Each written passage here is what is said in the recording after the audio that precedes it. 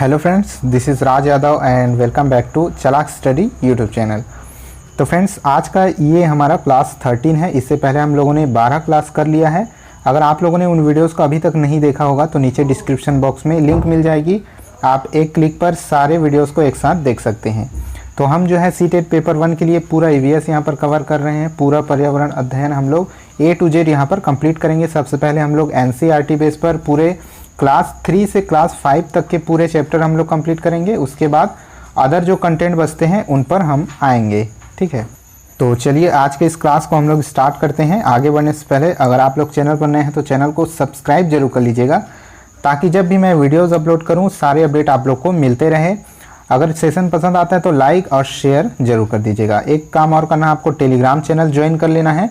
वहाँ पर सारे इंपॉर्टेंट PDF आपको अवेलेबल होते रहेंगे, ठीक है। तो इसके अलावा अगर आप चाहें तो मुझे इंस्टाग्राम पर भी फॉलो कर सकते हैं। अगर आपकी कोई क्वेरी होती है, कोई समस्या होती है तो आप मुझे वहाँ पर सीधे मैसेज भी कर सकते हैं। चलिए आज के क्लास को स्टार्ट करते हैं। सबसे पहला चैप्टर आज का है यहाँ पर बीज बीज बीज। ये जो है चैप्टर का नाम है, आपके NCERT क्लास 5 के बुक में ये दिया हुआ है, ठीक है। तो चैप्टर जो है बीज बीज बीज, इसमें जो इम्पोर्टेंट टॉपिक है वो है सबसे पहले शिकारी पौधे। ये जो है बहुत ही ज़्यादा इंपॉर्टेंट टॉपिक है। इससे कई बार क्वेश्चन आ चुके हैं और फिर से आने के चांसेस हैं। तो शिकारी पौधे निपेंथिस, इस नाम को आप लोग याद कीजिएगा, याद रखिएगा, नोट कर लीजिएगा, ठीक है। निपेंथिस एक ऐसा पौधा है जो कीड़ों का शिकार करता है। ये जो है प्रिंटिंग टाइपिंग एरर है, शिकार करता है, ठीक है। निपेंथिस एक पौधा होता है जो कीड़ों का शिकार करता है, यानी कि ये एक मांसाहारी पौधा है।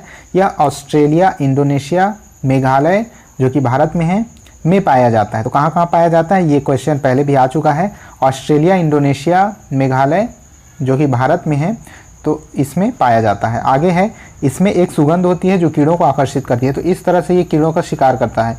सुगंध होती है, कीड़े इसकी ओर आकर्षित होते हैं और ये उनको खा लेती है, जिसको घटपर्णी आप लोगों ने सुना या पढ़ा होगा, घटपर्णी भी कहा जाता है इस तरह के मांसाहारी पौधों को। चलिए आगे बढ़ते हैं। नेक्स्ट जो इम्पोर्टेंट फैक्ट है वो ये है कि वेलक्रो की खोज जॉर्ज मेस्ट्रल ने 1948 में की थी। इसको भी याद रखिएगा, इंपॉर्टेंट पॉइंट है। वेलक्रो आप लोग को पता होगा वेलक्रो क्या होता है।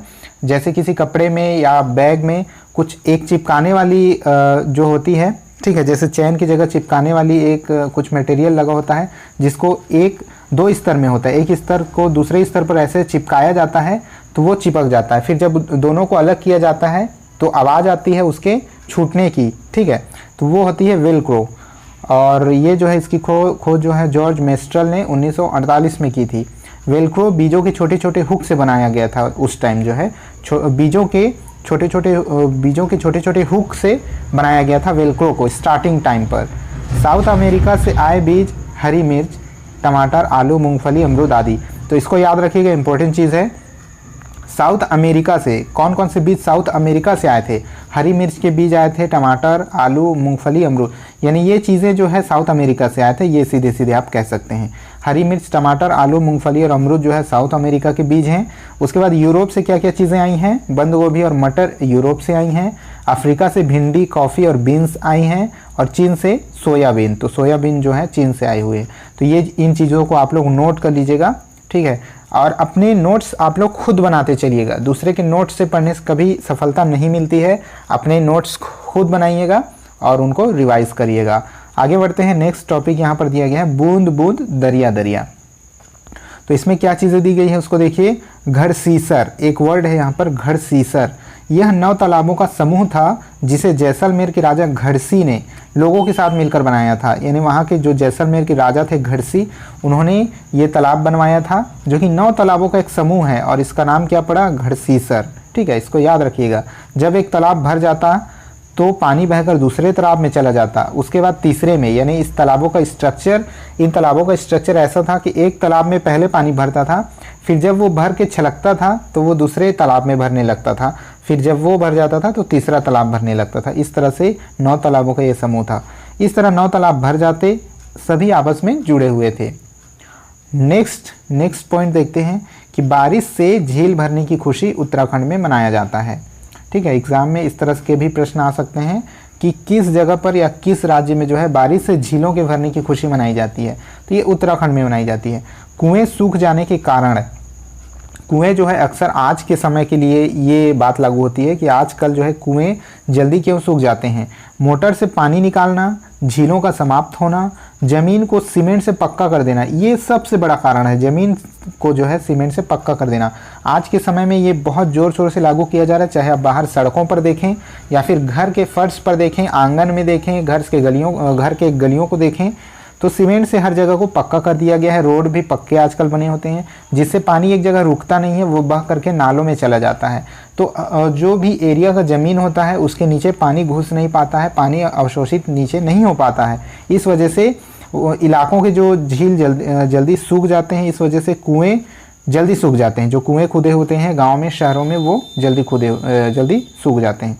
आगे बढ़ते हैं और देखते हैं आगे क्या इंपॉर्टेंट पॉइंट दिया गया है। जोधपुर की कहानी दी गई है कि 1986 में सूखा पड़ा तो लोगों ने पुरानी बावड़ियों को साफ करके 200 ट्रक कूड़ा निकाला। एक जगह की, एक पर्टिकुलर टाइम की इसमें एक छोटी सी कहानी बताई गई है कि 1986 में जोधपुर में सूखा पड़ा था तो लोगों ने क्या किया था, बावड़ियों को साफ किया था। जब उनको पानी की कमी महसूस हुई तो बावड़ियों को साफ किया गया था। बावड़ियाँ क्या होता है, ये एक कृत्रिम तालाब होता है, एक तरह से आप कह सकते हैं। कृत्रिम ढंग से उसको बनाया जाता है, प्राकृतिक नहीं होता, कृत्रिम तालाब होता है, उसको बावड़ियाँ कहते हैं।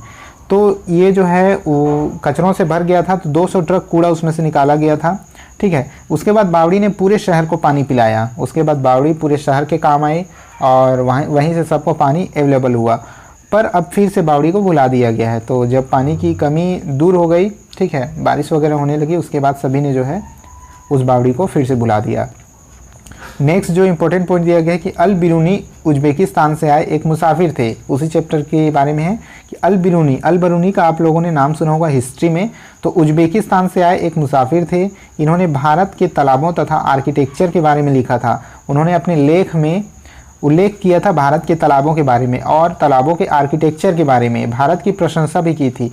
तो तालाबों को लेकर के भारत का जो आर्किटेक्चर था उसकी प्रशंसा उन्होंने अपने लेखों में की थी। इनकी किताब डाक टिकट, किताब का नाम है डाक टिकट, नोट कर लीजिएगा। इनकी किताब डाक टिकट 1973 में छपी थी। अब है पानी का प्रयोग। इसमें क्या दिया गया है कि समुद्र और सागर का पानी नमकीन होता है। मृत सागर का पानी लगभग 300 ग्राम नमक पर लीटर खारा है। यानी कितना खारा है, 300 ग्राम नमक पर लीटर खारा है मृत सागर का पानी। नेक्स्ट है दांडी यात्रा 1930 में हुई थी, चैप्टर में ही लिखा हुआ है, तो आप लोग याद रखिएगा, इसको जो है एग्जाम्स में पूछे जा सकते हैं। तो दांडी यात्रा 1930 में हुई थी। दांडी यात्रा का संबंध नमक से है। सबको पता होगा नमक कानून तोड़ा गया था दांडी यात्रा के जो है दांडी यात्रा में।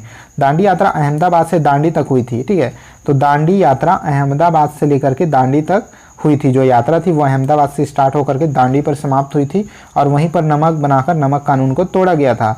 तो नीचे कमेंट बॉक्स में आप लोग को ये बताना है, अगर आप लोगों ने यहाँ तक वीडियो को देख लिया है तो बताना है कि दांडी नामक जो जगह है वो किस राज्य में है। ठीक है, ये आप लोग का एक छोटा सा होमवर्क है।